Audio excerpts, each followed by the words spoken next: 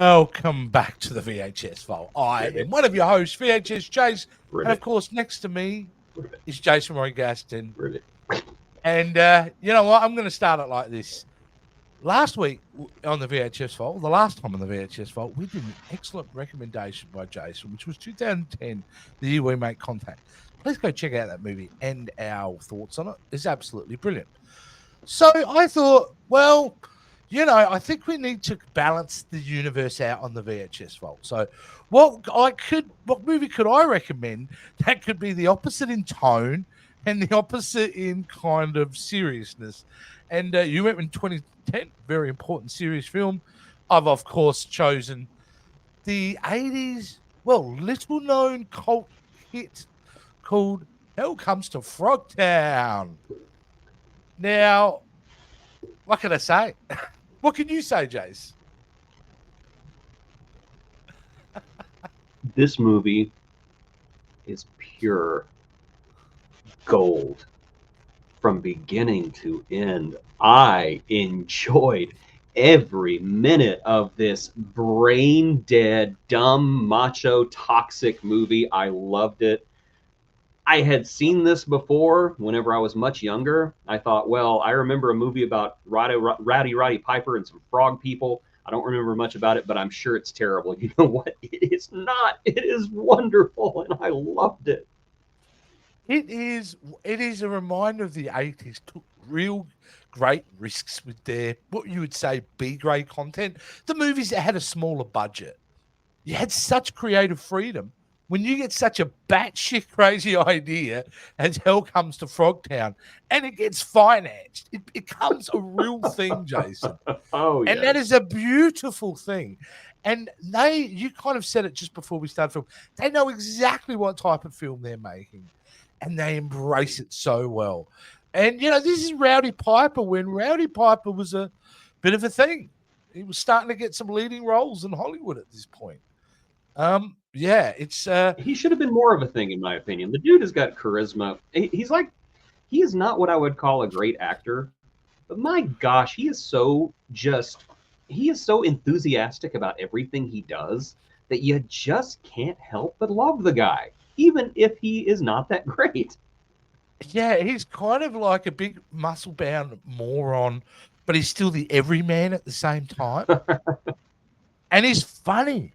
Yeah, like exactly. He can say things and deliver lines which are awful, like lines in on the page, but he gives it life. And certainly, yeah. Well, you know, besides him being in this movie, his co-star, do you remember her?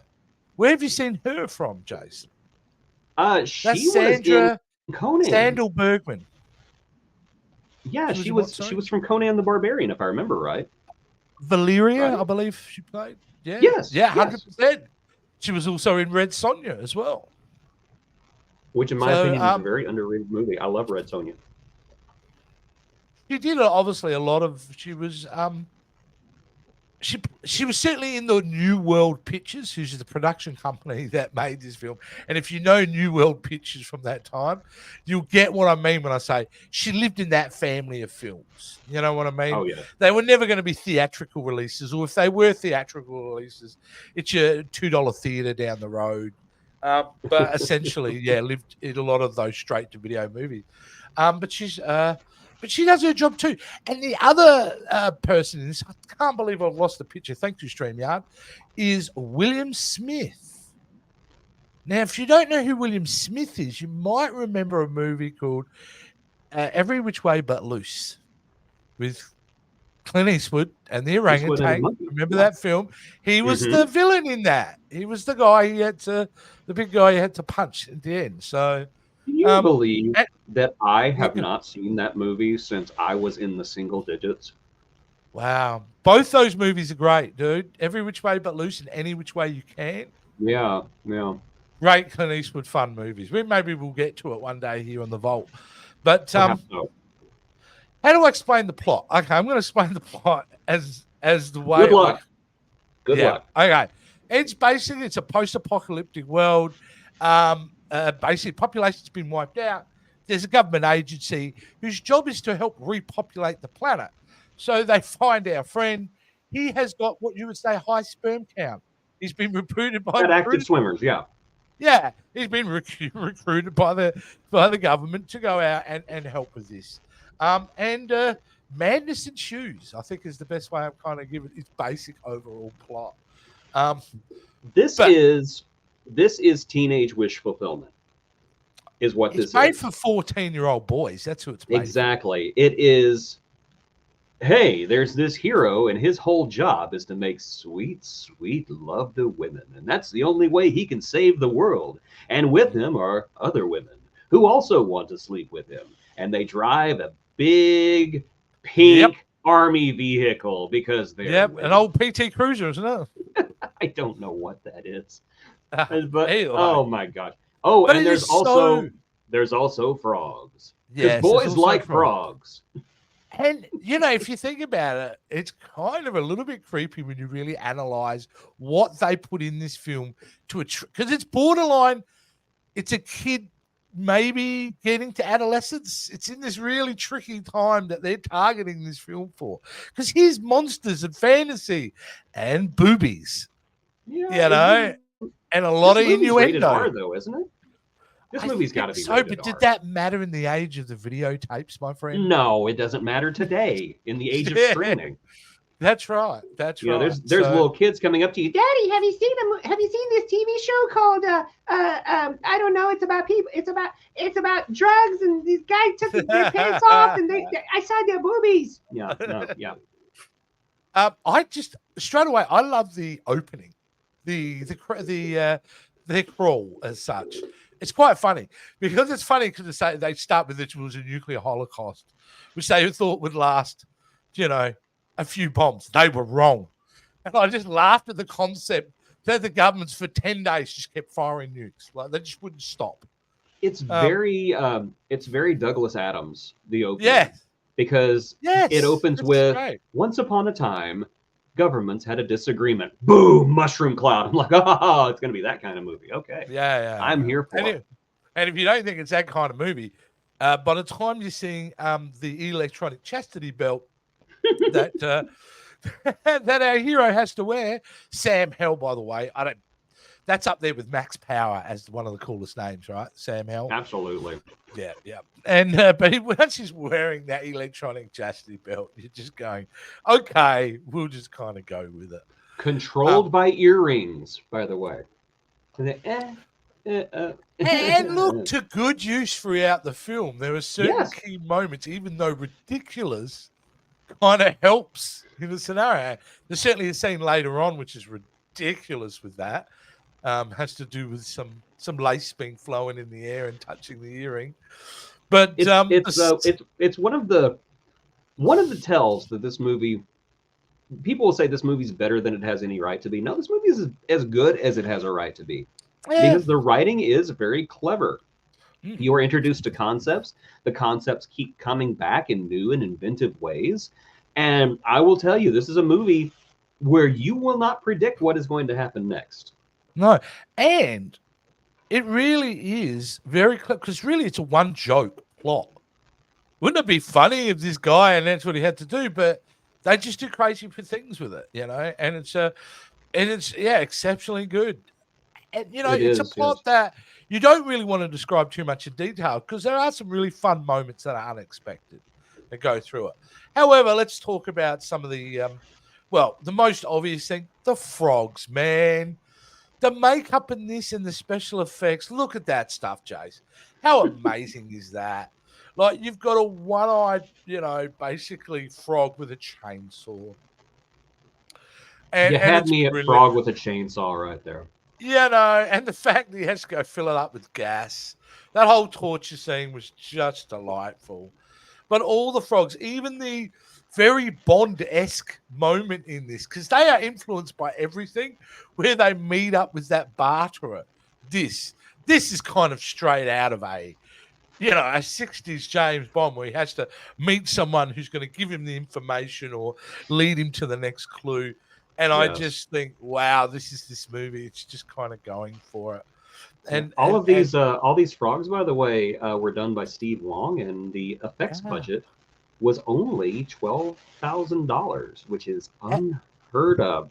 Now, people look at these and say, yeah, people look at these frogs and say, well, they look kind of hokey. Yeah, they do, but it's $12,000. I think they look pretty darn good, personally. Mate, some of them had articulation. Not all of them, but some of them had articulation. So that's incredible. And then some of them looked like this for some reason. Yeah, but it still works. I mean, she again is kind of what a Casablanca kind of influenced character where she's in the club kind of, she's got the information as part of a spy network. And that's the thing. This guy's just ripped off the most obvious things in very much like a Tarantino way and kind of mashed it together to make his own thing. And I mean that with respect because it is kind of... It's a parody. It is, yeah. It's a parody. I just love the fact that these films kind of existed back then. That they took, what's cheap to film and super popular at the moment? Post-apocalyptic films. Okay, great. We're going to do a post-apocalyptic film because they're cheap. Okay, what can we do? And I don't know. Teenage Mutant Ninja Turtles are big right now. Okay, we can't use turtles. Let's use another reptile. Frogs. Frogs aren't reptiles. They're quiet. We're using frogs. Yeah. Oh, maybe they were playing Battletoads on the NES, and then you never know. Yeah, they could have been playing that. So, but it seems like such an interesting place to go to make the radiation poisoning turn mutants into amphibians. And you know what? It's kind of got a backbone of at least some kind of biology in some way. I don't think anybody who worked on this movie has a degree in any kind of medical science. It kind of works for me. Like, even though there's not a scientific basis, but the fact that okay, if we were turning into mutants and we turned into frogs, I'm kind of kind of okay with that. I just wish that this thing made enough money to warrant good sequels, because there are a couple of sequels to this film. Is there? Oh, yes, there is. The first sequel will be called Return to Frogtown. Oh, yes. Which actually stars a Lou Ferrigno in it. So there you go. And then they made a spin-off third film called Max Hell Frog Warrior, where they kind of mixed the martial arts into the sci-fi genre with that. They progressively get a whole lot worse as we kind of go along. Well, let's face it, there was only one direction they could go from this greatness, and that is down. Yeah, that is down. That is down. So, the acting is like...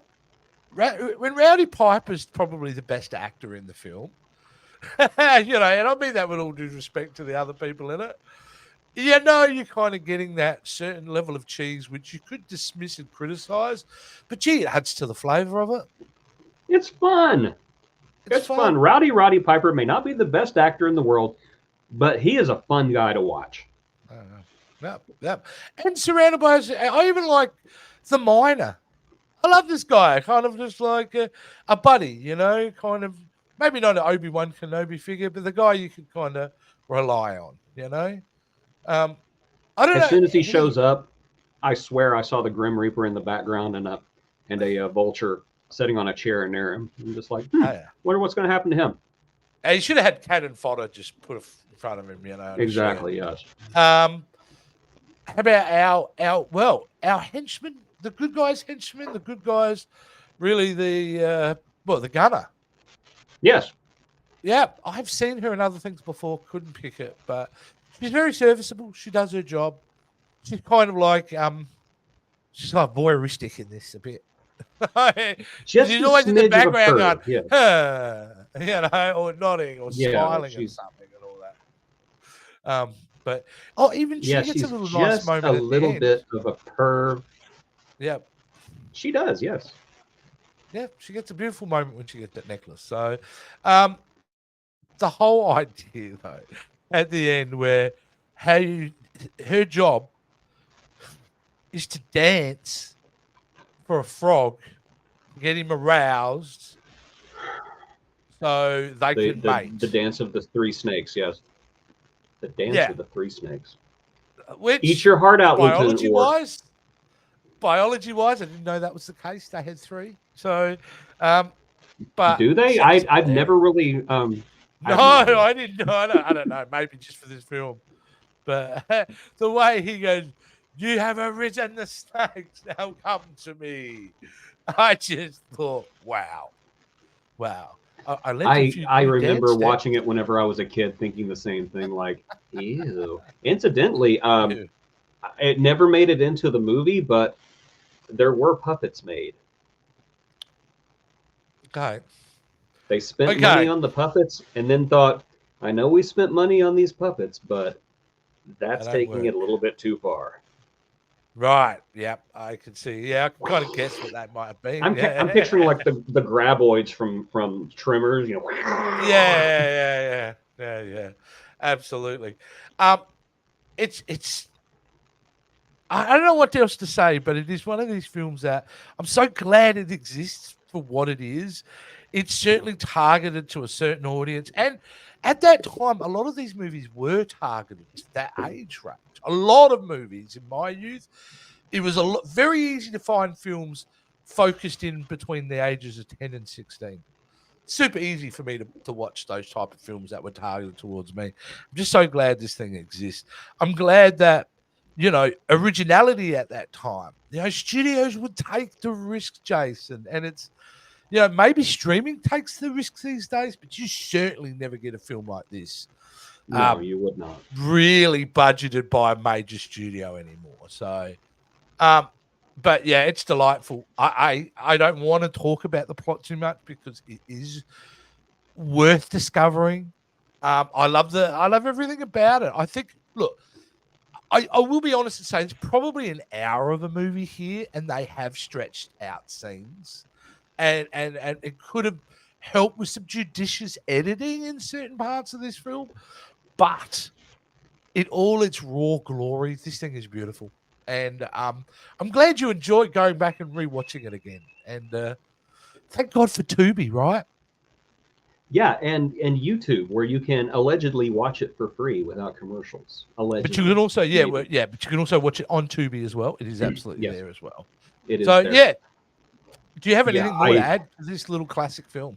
Oh my goodness! So I said it before. I'll say it again. This is a movie that knew what it was going to be. It knew who its audience was going to be. I think that it's written quite ingeniously in the fact that you would not think a movie like this would be written in an ingenious way, but it is. It's wish fulfillment. This is the kind of adventure that teenage boys, fantasize about. Everybody wants to sleep with them, and we get to fight monsters, and all the girls still want to sleep with me, even though I have no personality. And I enjoyed this movie so much. It's been one of my favorites that we have uncovered here on the VHS Vault. I loved it whenever I was a kid. I still love it, and go check it out. It's easy to find.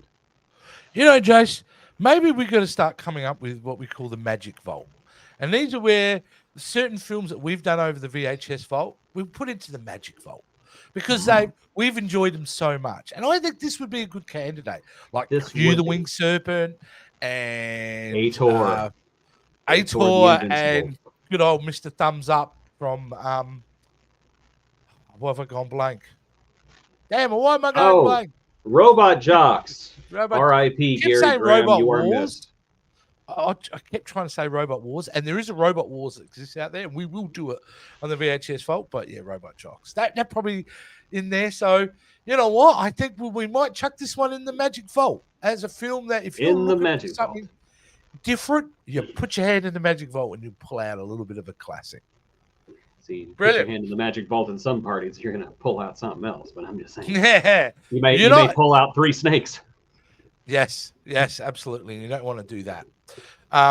Which is the whole pre-warm up for the three snakes dance is like unnecessary, but hilarious to what was going on in the opposite scene. The funny part is whenever they said the dance of the three snakes, I think part of us knew what was coming. Yeah, part of us knew, but we were in denial. And then it happened, and we're like, okay. Yeah. That's fair.